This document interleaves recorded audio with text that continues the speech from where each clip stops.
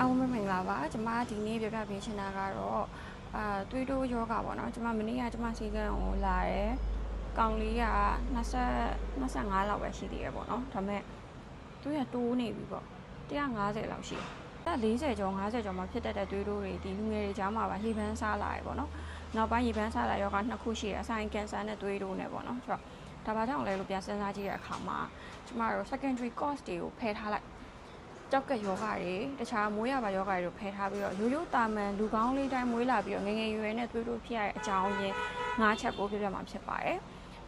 ဒီမှာတော့တစ်ချက်ကကြတော့ကျမတို့stress ပေါ့နော် stress ကအာဆမရဲ့ stress ကတူတူကိုရှိရပဲဒါပေမဲ့ကျမတို့ကြတော့လူငယ်တွေကြဘယ်လိုလဲဆိုတော့ stress ကတစ်ခါတလေမှရှိရမဟုတ်ဘူးသူတို့ကအလုပ်အကိုင်းနေ social media တွေပတ်စံရှားတာတွေ relationship တွေပေါ့နော်ဆိုတော့အဖက်ဖက်ကလည်း open ဖြစ်လာတဲ့အချိန်မှာသူတို့သိတာတွေလည်းပိုများလာတယ်ပေါ့နော်ဆိုတော့သူတို့သုံးဆွဲနေတော့အရာတွေရှိအောင်ပါပဲပေါ့နော်ဆိုတော့stress များရင်ကျမတို့ခန္ဓာကိုယ်ကနေပြီးတော့ adrenaline တို့ cortisol တို့ထွက်တယ်အဲ့ဒီ hormone တွေဒီ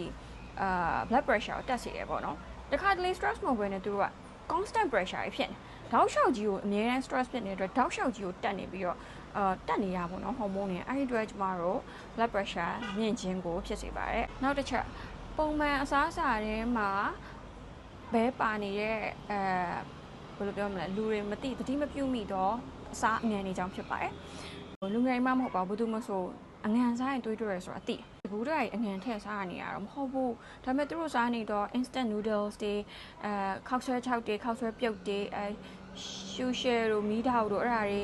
chips တွေအာလူချောင်းကြော်တွေပြီးတော့ရင်အချင်ရည်တွေနောက်တစ်ခုကပါလဲဆိုတော့အဲ့လိုပေါ့fast food တွေပေါ့နော် hamburger တွေအဲ့လိုမြန်ဆန်ရနိုင်မဲ့အရာတွေပေါ့နော်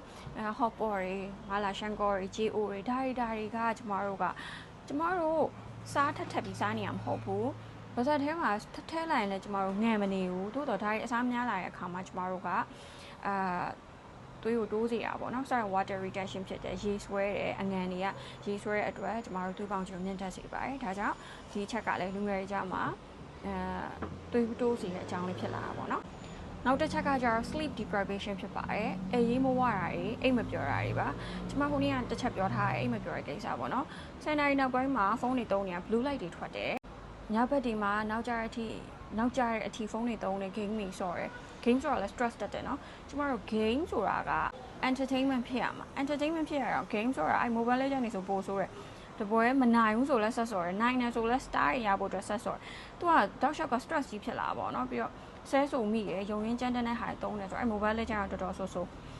နောက်ခုရှိသေးတယ် COC လားအဲ့အရောပဲပေါ့เนาะတပွဲနဲ့လည်းမြပြီးတော့ series တွေကြည့်ညဘက်ကျမှကြည့်ရဘာဖြစ်လဲဆိုတော့ကျမတို့ညဘက်ကျမှအားရဆိုတော့ reason နဲ့ပေါ့เนาะဆိုတော့အေးရေးတွေပြတ်တယ်နောက်ကြတယ်အဲ့လိုမျိုးအေးရေးပြတ်ပြီးတော့အဲ့လိုညဘက်ဆိုရင်အဲ့လို2နာရီမနက်ဆို2နာရီ3နာရီမှအိပ်ပျော်တာမျိုးနောက်နေ့ကျတော့လည်းအလုပ်စောစောထသွားတာဗျာအဲ့တော့ကောင်းမွန် sound sleep မရတဲ့အတွက်ကျမတို့နောက်နေ့မှတွေးတက်စီရပေါ့เนาะ blood pressure က sound sleep မရရင်လည်း blood pressure affect ဖြစ်တယ်ပေါ့နော်အဲ့ဒါမယုံမရှိနဲ့အေးပြတ်ခံပြီးတော့အမြဲနေကြည့်လိုက်သူကပင်ပန်းပြီးတော့ drain ဖြစ်နေတာပေါ့နော်ဆိုတော့အဲ့အချိန်မမှန်ဘူး sound sleep deep sleep မရတာတွေကလည်းအကြောင်းရင်းတစ်ချက်ဖြစ်ပါတယ်နောက်ဆုံးတစ်ချက်ကကျတော့ sedentary lifestyle ဖြစ်ပါတယ်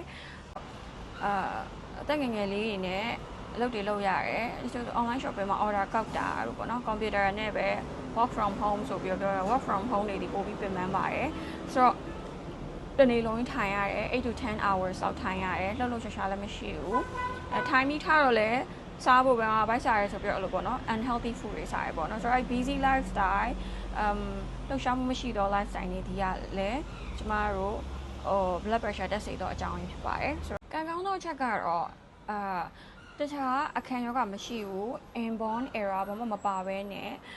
ကိုယ့်ရဲ့နေပုံထိုင်ပုံကြောင့်ဖြစ်တော့ hypertension လူငယ်မှာတွေ့တော့ hypertension ဒီ reversible ဖြစ်ပါတယ်ကိုယ့်ရဲ့အမူအကျင့်တချို့ကိုပြန်ပြောင်းလိုက်မှဆိုရင်တော့ hypertension မရှိဘဲနဲ့ရိုးရိုး normal နဲ့ပြန်ပြီးတော့နေနိုင်မှာပဲဖြစ်ပါတယ်ကျမတို့က lifestyle ကိုပြောင်းလိုက်ရင်ကျမတို့ရွေးချယ်စားတောက်တဲ့အစားအသောက်တွေလည်းသူပြောင်းလဲသွားမယ်အဲ့ဆိုရင်ကျမတို့လုပ်နေတဲ့ habit တွေလည်းပြောင်းသွားမယ် stress လည်းအတော်တန်လျော့သွားမယ် sleep pattern တွေလည်းပြောင်းသွားမယ်အဲ့လိုဆိုနောက်ပိုင်းမှာကျမတို့ good outcome ရမှာပဲဖြစ်ပါတယ်